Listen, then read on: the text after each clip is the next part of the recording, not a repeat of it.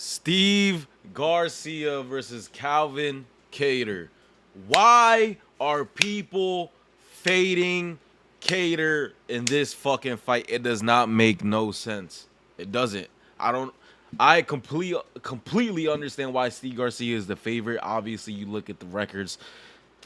I mean, come on, man. He's on a 4-fight losing streak.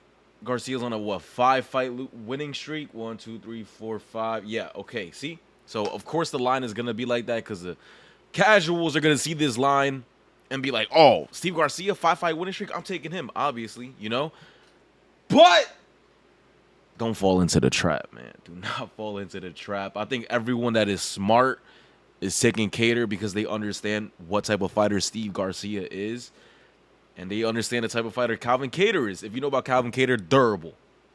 All right? I mean, we seen it in the Max Holloway fight. We seen it in the Josh Emmett fight. We seen it in so many fights where he has to dig deep. He fucking digs deep.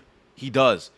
One KO loss in his career, guess what it was? It was a fucking injury. It was a injury, bro.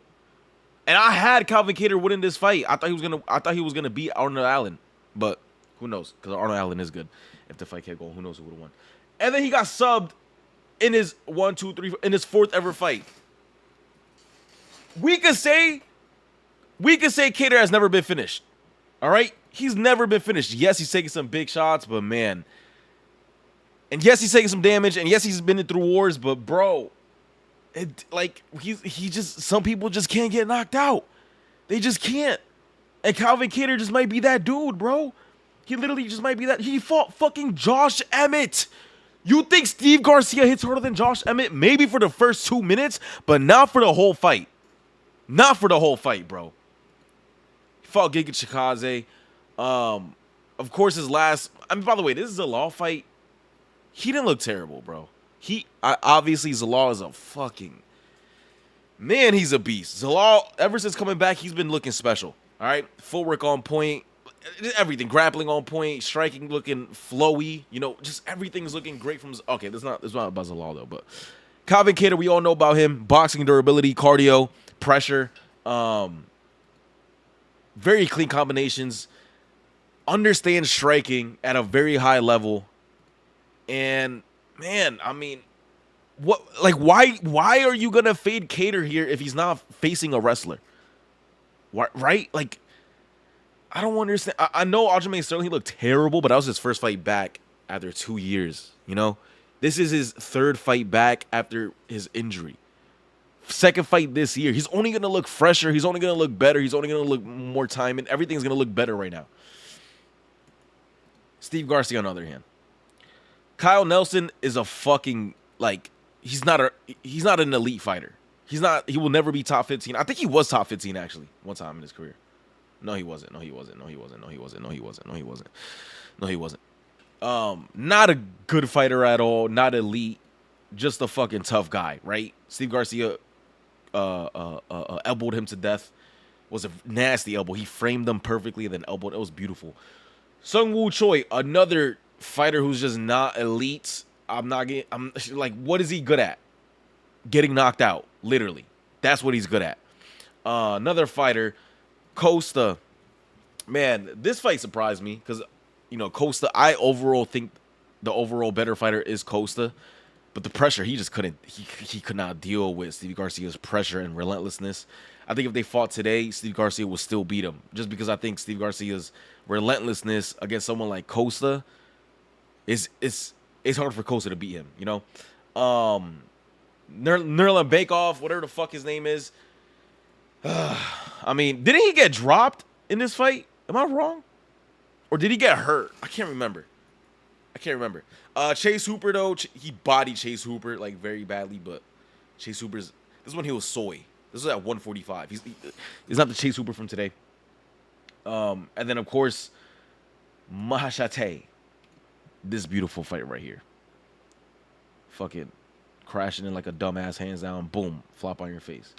I thought that's what Sung Woo Choi was gonna be able to do, but nope, he got called first. And okay, if we see Calvin Kattar being the one reacting the entire fight, thinking he's gonna do him like this, like, oh, I'm gonna flow back and then find a counter shot.